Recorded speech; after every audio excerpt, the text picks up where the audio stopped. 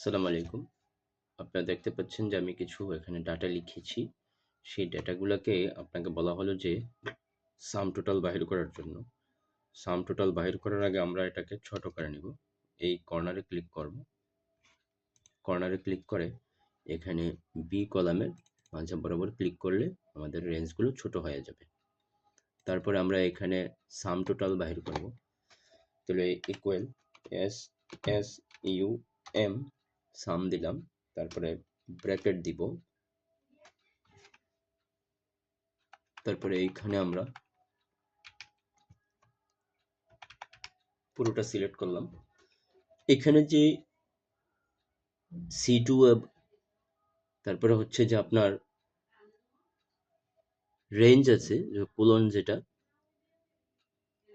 তারপরে হচ্ছে F2 C2 এর পরে যে কোলনটা সেটা হচ্ছে আপনার রেঞ্জ ভ্যালু, মানে পুরোটা রেঞ্জ এটার মধ্যে আছে। এই যে কোলনের মাধ্যমে বোঝানো হয়েছে যেটা, সেটা কোলনের ভিতরে আছে। তারপর আপনি কি করবেন, ব্র্যাকেট ক্লোজ করবেন, তারপরে হচ্ছে এন্টার প্রেস করবেন। তাহলে এন্টার প্রেস করলে যেটা বাহির হবে সেটা হচ্ছে একটা সারির ভ্যালু বাহির হয়েছে।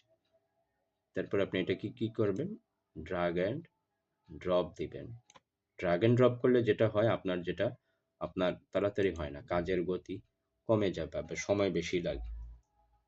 তাহলে সেক্ষেত্রে আপনি বাইরো ফাংশন ব্যবহার করতে পারেন, যেটার ক্ষেত্রে আপনি কোনো ড্রাগ অ্যান্ড ড্রপ করার ঝামেলা নেই, ড্রাগ অ্যান্ড ড্রপও করতে হবে না।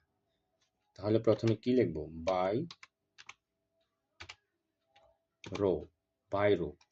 রো দিয়ে আমি ব্র্যাকেট ক্লোজ দিলাম। তারপরে হচ্ছে এরে হচ্ছে কোনটা, এরে হচ্ছে আমার পুরো রেঞ্জ সিলেক্ট করব।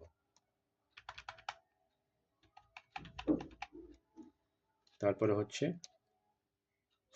ফাংশন বলা হচ্ছে, ফাংশনের আগে আমি কমা দিব, কমা দিয়ে আমি SUM, তারপরে শিফট দিয়ে 0 প্রেস করলে যেটা ফলাফল হবে, মানে আমার রেঞ্জটা চলে আসবে।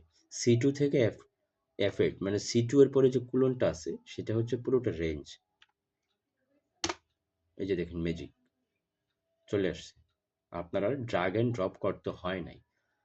আপনি যখন সাম ভ্যালু প্রেস করবেন, সাম দিয়ে করবেন, তখন আপনাকে ড্রাগ অ্যান্ড ড্রপ করতে হবে, আর বাইরো ফাংশন ব্যবহার করলে আপনাকে ড্রাগ অ্যান্ড ড্রপ করতে হবে না। ধন্যবাদ সবাইকে।